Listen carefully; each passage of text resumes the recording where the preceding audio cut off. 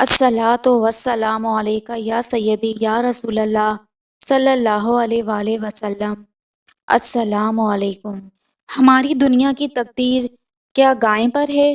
بالکل نہیں، لیکن اگر آپ سرخ گائے سے پوچھیں تو یہ ایک الگ کہانی ہے۔ جیسا کہ آپ لوگ جانتے ہیں کہ اقصیٰ نہ صرف مسلمانوں کے لیے بلکہ یہودیوں کے لیے بھی ایک انتہائی مقدس مقام ہے۔ یہودیوں کا عقیدہ ہے کہ جہاں اقصیٰ ہے وہیں پر حضرت سلیمان علیہ السلام کا ہیکل ہوا کرتا تھا۔ ان کا ماننا یہ بھی ہے کہ اسے 2 بار تباہ کیا گیا ہے اور وہ اسے تیسری بار اس کی بنیادوں پر بنانے کی کوشش کرتے ہیں، اس لیے تیسرا مندر یا ان کے لیے ایک بہت ہی مقدس مقام ہے۔ ان کے مطابق مسیحا کے آنے میں سہولت فراہم کرے گی۔ انجیلی بشارت کے عیسائی بھی ان کی حمایت کرتے ہیں۔ وجہ یہ ہے کہ ان کا ماننا ہے کہ اس سے یسوع کی واپسی میں آسانی ہوگی۔ ان مقدس گایوں کو واشنگٹن میں ایک حالیہ دعائیہ اجتماع میں دکھایا گیا تھا۔ بہت سے انجیلی عیسائی بشارت کا خیال ہے کہ بچیا مسیحا کی دوسری آمد کا آغاز کرے گی، اور اسی وجہ سے اسرائیل میں ایک ادارہ ہے جو اس بات کو یقینی بنانے کے لیے تیار ہے کہ ایسا ہوتا ہے، اور اسے ٹیمپل انسٹیٹیوٹ کہا جاتا ہے۔ مسلمانوں کے نزدیک تیسرا مقدس ترین مقام الاقصیٰ پر ایک ہیکل کی تعمیر کا یہ تصور ایک ایسی چیز تھی جو کناروں پر رکھی جاتی تھی۔ سرخ گائے کی وجہ سے جو کچھ بتانے جا رہے ہیں یہ وہ چیز ہے جس کے نہ صرف نتیجہ آنے کا امکان ہے بلکہ عالمی منظر نامے کو بدلنے کے لیے، جیسا کہ ہم جانتے ہیں کہ ریڈ ہیفرز درست ہونے کے لیے کچھ یہودیوں اور عیسائیوں کا خیال ہے کہ وہ یروشلم میں تاریخی یہودی مندر کی تعمیر نو کی بنیاد ہے۔ لہٰذا ایسی بہت سی رپورٹس آ چکی ہیں اور اب یہ بات کسی حد تک ناقابل تردید ہو گئی ہے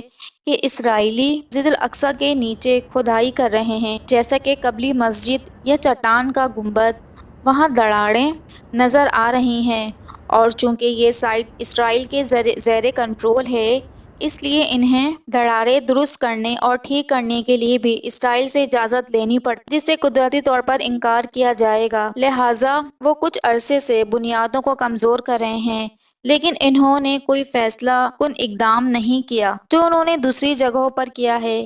کیوں؟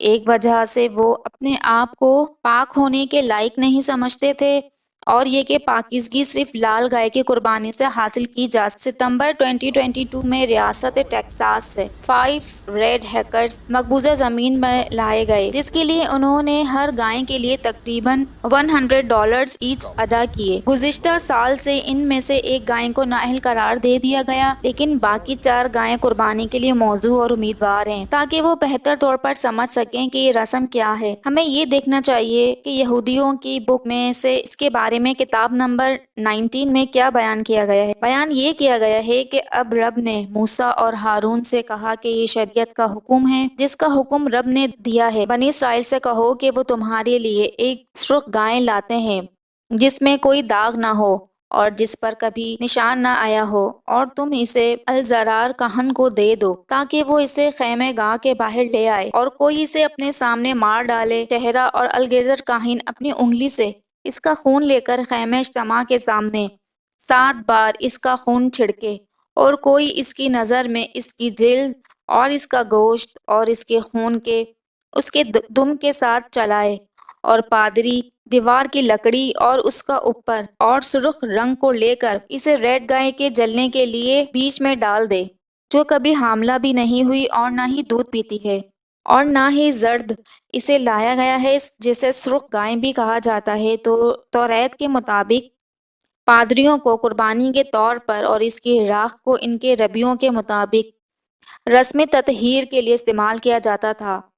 موسیٰ علیہ السلام کے زمانے سے لے کر اب تک صرف 9 سرخ بیلوں کی قربانی دی گئی ہے، جبکہ آخری بار ایک کی قربانی دوسرے ہیکل کے تباہ ہونے سے پہلے کی گئی تھی۔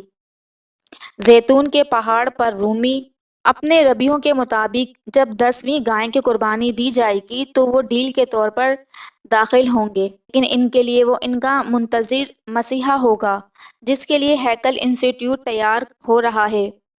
قربانی ہونے کے فوراً بعد ہی آپ ایلسکار کے خلاف ایسا بلا اشتعال حملہ دیکھیں گے، جیسا کہ ان کے اداروں کو اس حد تک تباہی سے دو چار کر دیا گیا ہے کہ وہ الاسکار کے کھنڈرات اوپر ہیکل آف ڈیل کی تعمیر شروع کر سکتے ہیں۔ وہ ایک بار یقین کرتے ہیں تیسرا ہیکل مکمل ہو جائے گا، یہ ان کے مسیح کی آمد کو تیز کر دے گا۔ جیسے مسلمانوں میں ایک ایسی دجال کے نام سے جانا جاتا ہے جو پوری دنیا کو دھوکہ دے گا، سوائے ان لوگوں کو جو اپنے خالق پر سچا ایمان رکھتے ہیں، سچے مومن ہیں، دھوکے اور جھوٹ کے ذریعے دیکھ لیں گے اور اس کے ساتھ ہیرا پھیری نہیں کریں گے۔ واضح رہے کہ آخری وقت قریب آ رہا ہے اور اس کا حل یہ ہے کہ ہم اپنے خالق کے ساتھ جڑ جائیں۔ جیسا کہ ایک بار رابطہ قائم ہونے کے بعد رہنمائی آتی ہے، تمام رہنمائی اللہ کے ذریعے آتی ہے۔ اللہ تعالیٰ حامی و ناصر ہے، ہمیں اس دجال کے فتنے سے بچائے، محفوظ رکھے تمام امت مسلمہ، اور اللہ تعالیٰ فلسطین کی حفاظت فرمائے، آمین ثم آمین۔